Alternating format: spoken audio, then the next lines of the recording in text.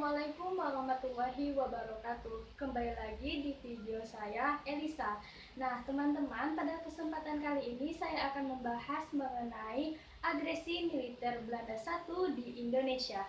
Baik, simak videonya selengkap ini ya. Pada tanggal 17 Agustus tahun 1945 adalah kemerdekaan Republik Indonesia yang telah diproklamirkan. Persetujuan antara pihak Republik Indonesia dan pihak Belanda berlangsung baik itu secara diplomasi maupun menggunakan kekuatan militer. Namun, ini tidak membuat Indonesia langsung bisa menghirup udara terbebasnya dari bangsa asing.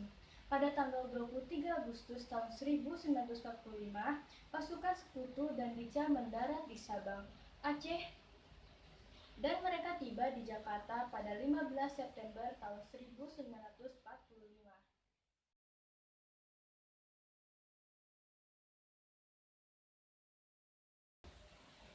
Peristiwa ini terjadi karena perbedaan penafsiran pada perjanjian Linggajati antara pihak Belanda dengan pihak Indonesia. Meskipun isi perjanjian tersebut lebih menguntungkan pihak Belanda, namun Belanda masih belum puas dengan hasil yang didapat. Mereka menginginkan seluruh wilayah bekas Hindia Belanda kembali ke tangannya. Tujuan dari agresi militer ini adalah merebut daerah-daerah yang kaya dengan sumber daya alam terutama minyak.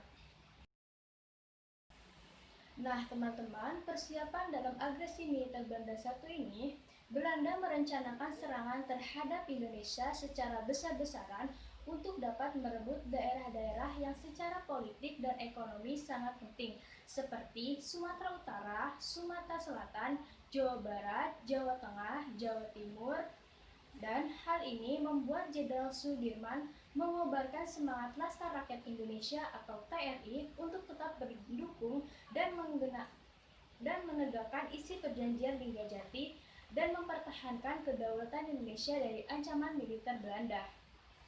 Nah, pada tanggal 3 Agustus tahun 1947, Belanda membuat ultimatum agar pihak Indonesia memenuhi tuntutan Belanda. Dan apabila dalam waktu 14 hari jawaban Indonesia tidak memenuhi tuntutan Belanda, maka pihak Belanda akan menyelesaikan kebutuhan diplomasi dengan cara menggunakan kekuatan militer atau dengan kata lain melaksanakan perang terhadap Indonesia. Menurut persetujuan Linggajati, seharusnya secara politik kedudukan Indonesia sama derajatnya dengan Belanda. Namun semakin memburuknya persetujuan membuat pemerintah Indonesia segera membuat nota jawaban pada tanggal 8 Juni. Yang oleh Belanda dinamai Operasi Produk merupakan operasi militer yang dilakukan oleh Belanda di daerah Pulau Jawa dan Sumatera, yakni dari tanggal 21 Juli sampai 5 Agustus tahun 1947. Belanda menyebut agresi militer Belanda I ini sebagai aksi polisinil dan sebagai urusan dalam negeri untuk mengembalikan ketertiban umum, sehingga Belanda mengabaikan seruan masyarakat dunia untuk mentaati isi perjanjian Linggajati dan menghentikan pertikaian dengan Indonesia. Hanya dengan waktu 2 minggu, 2/3 bagian dari Pulau Jawa bisa diduduki oleh Belanda. Tinggal Banten dan Jawa Tengah saja tetap menjadi wilayah Republik Indonesia. Nah, serangan Belanda ini dilakukan secara cepat dan mendadak dengan kekuatan militer yang modern. Akibatnya, beberapa wilayah Indonesia merasa terkejut dengan serangan tersebut. Nah, perlawanan yang dilakukan oleh pihak Indonesia sangat tidak memadai. Akibatnya, Belanda dengan mudah menduduki wilayah Pulau Jawa dan Sumatera. Pada hari kedua setelah agresi militer dilakukan, pihak Belanda mengirimkan surat kepada Sekretaris Jenderal Perserikatan Bangsa-Bangsa atau yang bisa disebut dengan PBB, yang pada intinya pihak Indonesia telah melakukan tindakan kejahatan dan perlu dihukum. Oleh karena itu, Belanda merasa perlu melakukan aksi polisinil untuk ketertiban umum. Belanda juga merasa bahwa pihak Indonesia telah melanggar Perjanjian Linggajati. 21 Juli tahun 1947, pemerintah Republik Indonesia telah menulis surat kepada Dewan Keamanan PBB yang isinya meminta supaya Dewan Keamanan bertindak untuk mengatasi sengketa Indonesia Belanda.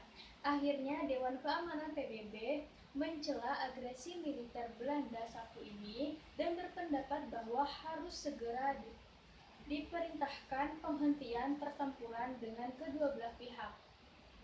Nah, penyelesaian dari agresi militer Belanda ini yakni diadakannya Perjanjian Renville, yang mana perjanjian ini dibuat oleh pihak Belanda yang ditengahi oleh Komisi Tiga Negara atau KTN. Dalam peristiwa ini, pihak Indonesia menyetujui bahwa perjanjian ini diadakan di tempat yang netral dan dilaksanakanlah perjanjian ini di laut, yakni di atas kapal Amerika, yang mana Amerika menyediakan kapal pengangkut yakni kapal Renville. Mulai pada tanggal 18 Desember tahun 1947 dan berakhir pada 17 Januari tahun 1948 yang ditandai dengan pendatangan persetujuan dari Perjanjian Renville. Nah, teman-teman, dari peristiwa ini memiliki dampak, yakni Republik Indonesia berhasil mendapatkan dukungan dan simpati dari masyarakat internasional.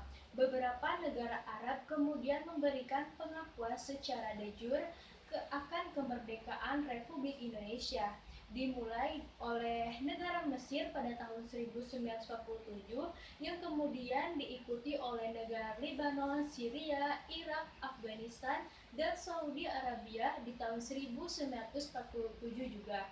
Hal ini memperkuat posisi Indonesia dalam perjanjian internasional. Nah, dampak negatif dari agresi militer Belanda satu ini adalah bahwa kekuatan militer Indonesia berhasil dilemahkan oleh pihak Belanda, sehingga kekuatan TNI menjadi sangat terjepit. Belanda berhasil menguasai daerah-daerah penting Indonesia, sehingga wilayah Indonesia semakin sempit.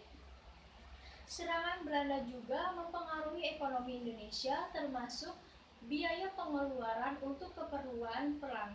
Terganggunya stabilitas politik dan pemerintahan Republik Indonesia. Kemudian terjadinya pembantaian terhadap rakyat Sulawesi Selatan pada Januari tahun 1948. Baiklah teman-teman, itu dia pembahasan kita kali ini mengenai agresi militer Belanda satu di Indonesia.